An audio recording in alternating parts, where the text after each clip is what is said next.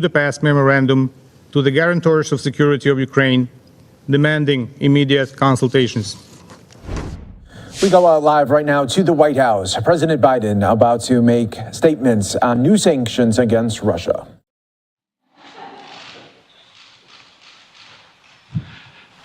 Well, good afternoon. Yesterday, Vladimir Putin recognized two regions of Ukraine as independent states. And he bizarrely asserted that these regions are no longer part of Ukraine and their sovereign territory. To put it simply, Russia just announced that it is carving out a big chunk of Ukraine. Last night, Putin authorized Russian forces to deploy into these regions. Today, he asserted that these regions are actually extend deeper than the two areas he recognized, claiming large areas currently under the jurisdiction of the Ukrainian government. He's setting up a rationale to take more territory by force, in my view. And if we listened to his speech last night, and many of you did, I know, he's setting up a rationale to go much further.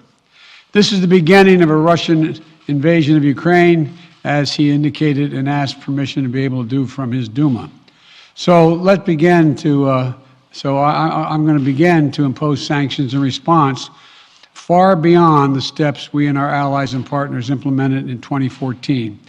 And if Russia goes further with this invasion, we stand prepared to go further as with sanctions.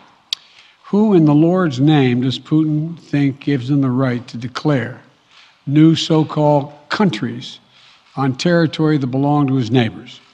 This is a flagrant violation of international law and demands a firm response from the international community. Over the last few months, we've coordinated closely with our NATO allies and partners in Europe and around the world to prepare that response.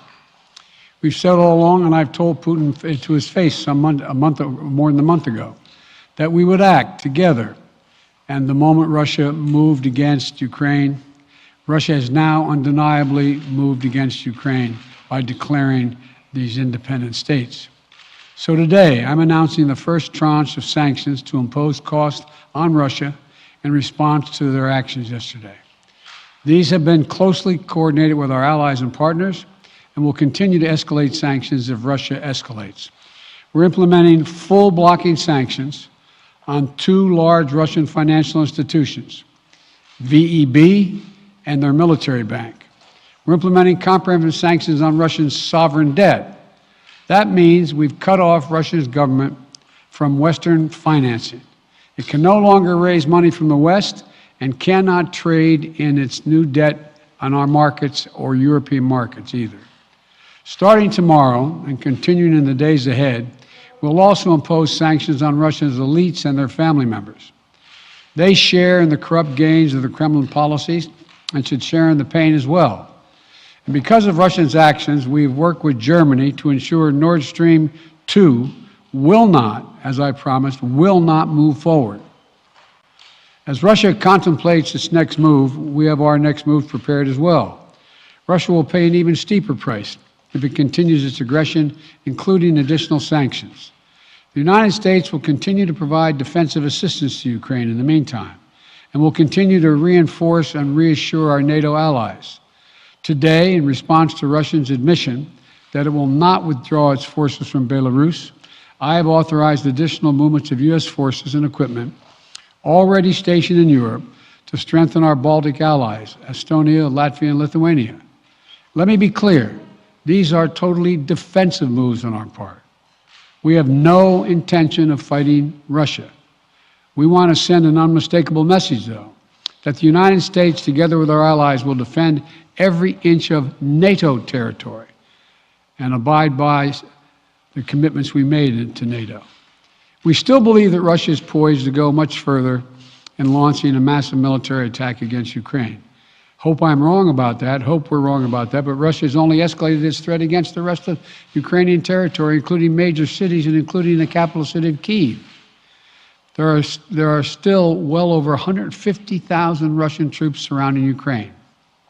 And as I said, Russian forces remain positioned in Belarus to attack Ukraine from the north, including warplanes and offensive missile systems. Russia's moved troops closer to Ukraine's border with Russia.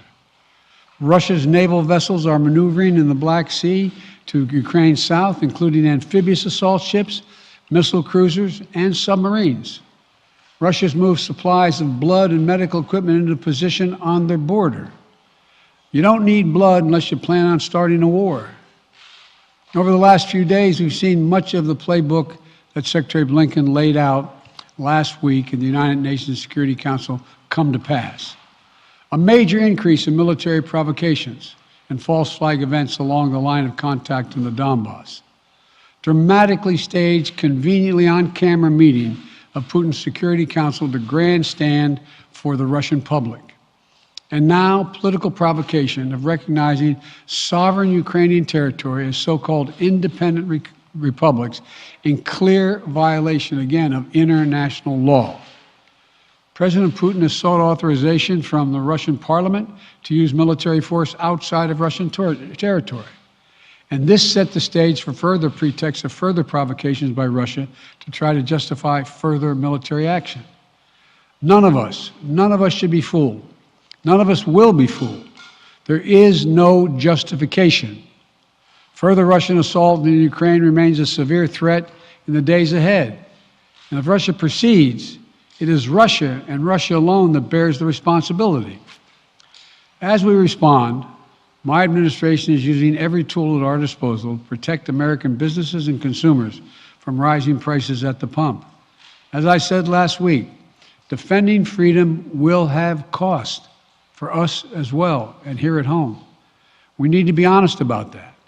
But as we do this, I'm going to take robust action to make sure the pain of our sanctions is targeted at the Russian economy, not ours. We're closely monitoring energy supplies for any disruption. We're executing a plan in coordination with major oil-producing consumers and producers toward a collective investment to secure stability in global energy supplies. This will blunt gas prices. I want to limit the pain the American people are feeling at the gas pump. This is critical to me. In the last few days, I've been in constant contact with European leaders, including with Ukrainian President Zelensky. Vice President Harris met in person with the leaders in Germany over the weekend at the Munich conference, including President Zelensky. At every step, we have shown the United States and our allies and partners are working in unison, which he hasn't been counting on, Mr. Putin. We're united in our support of Ukraine. We are united in our opposition to Russian aggression. And we're united in our resolve to defend our NATO alliance. And we're united in our understanding of the urgency and seriousness of the threat Russia is making to global peace and stability. Yesterday, the world heard clearly the full extent of Vladimir Putin's twisted rewrite of history, going back more than a century, as he waxed eloquently, noting that, well, I'm not going to go into it, but nothing in Putin's lengthy remarks indicate any interest in pursuing real dialogue on European security in the year 2022. He directly attacked Ukraine's right to exist. He indirectly threatened territory formerly held by Russia, including nations that today are thriving democracies and members of NATO. He explicitly threatened war unless his extreme demands were met. And there is no question that Russia is the aggressor. So we're clear-eyed about the challenges we're facing. Nonetheless, there is still time to avert the worst-case scenario that will bring untold suffering to millions of people if they move as suggested. The United States and our allies and partners remain open to diplomacy if it is serious. When all is said and done, we're going to judge Russia by its actions, not its words. And whatever Russia does next, we're ready to respond with unity, clarity, and conviction.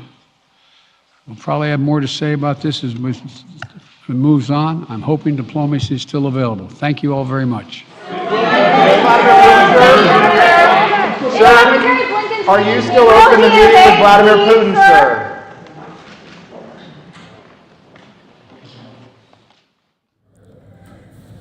So no questions for President Biden right there, as reporters really have them at this point.